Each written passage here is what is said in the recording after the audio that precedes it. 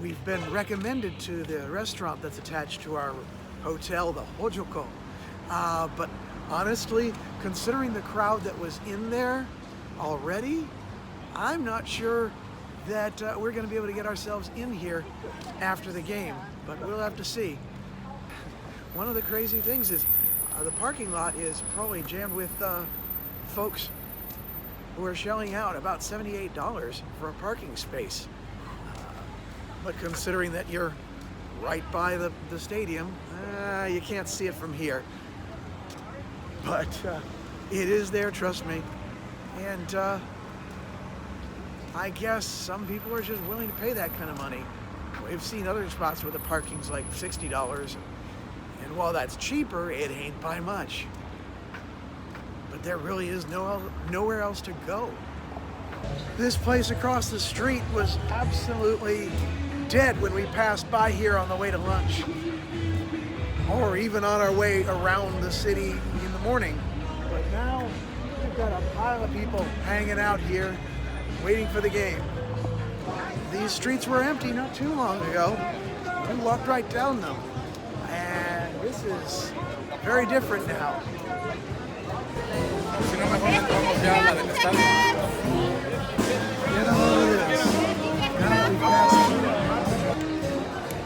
This has got a whole almost Mardi Gras-like feel to it. It's kind of cool. And somehow I think I might get copyright struck for this. Whatever they have to be playing back here. Let's face it, I honestly don't know where I'm going in order to get to our seats. But we do have a couple of hours before the game starts. Well, an hour and a half at least. I tend to forget that when you're walking through the park, that it actually is a confined space.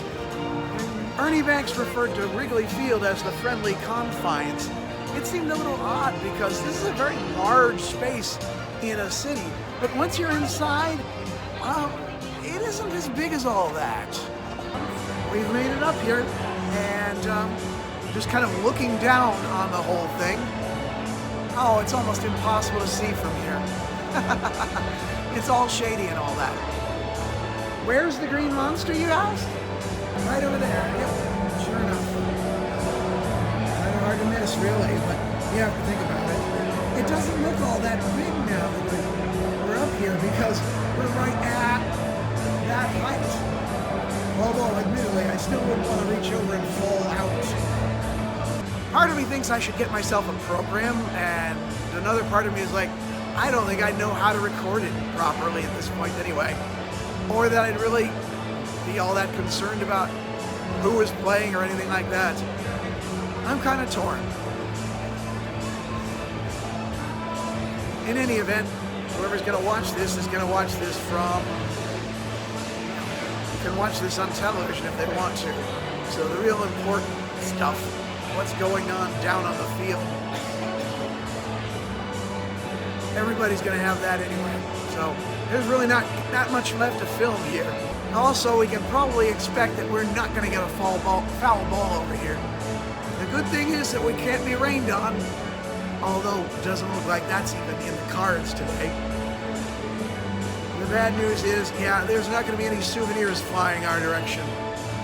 Oh well. It occurs to me that if we can get used to sitting through the game, we're going to be quite comfortable when we're on the plane tomorrow.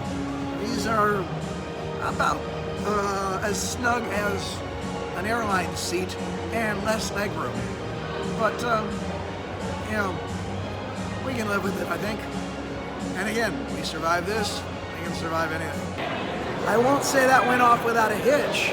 It's as if every concessionaire here is basically for food. Which is fine, people need to eat more than they need to entertain themselves because, I mean, you're here at a ball game, that should be entertainment enough. But I wanted to keep track of the thing and also have a memento, so I figured I'd try and find a place that had a program. Took me a little hunting, but I think I found a place, and hopefully this will allow me to keep track of this and maybe even show Daniel how you score these things. can't get over the fact that the fans here have no chill. The Red Sox started off with a real big lead, 6 runs in the first inning, and then they've been quiet ever since. But the fans, quiet does not begin to describe them. The invective hurled at Yankees players, especially Aaron Judge, have been really impressive. And it hasn't helped that the Yankees have clawed their way back into the 7th inning, and it's now 6-4. It's getting a little tense. Well, it's over with, and that was an experience.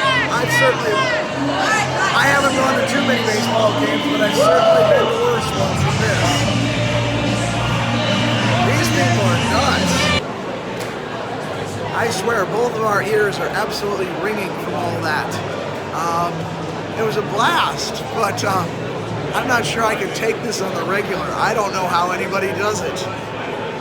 Of course, if you thought the madness ended with the game, you'd be sorely mistaken. Trying to get out of a stadium that holds 40,000 fans that have just won the ball game is like, well, in our case, it's like swimming upstream like salmon. Everyone is basically headed the opposite direction of where we are going. Mostly because I guess they're trying to find their cars and get home.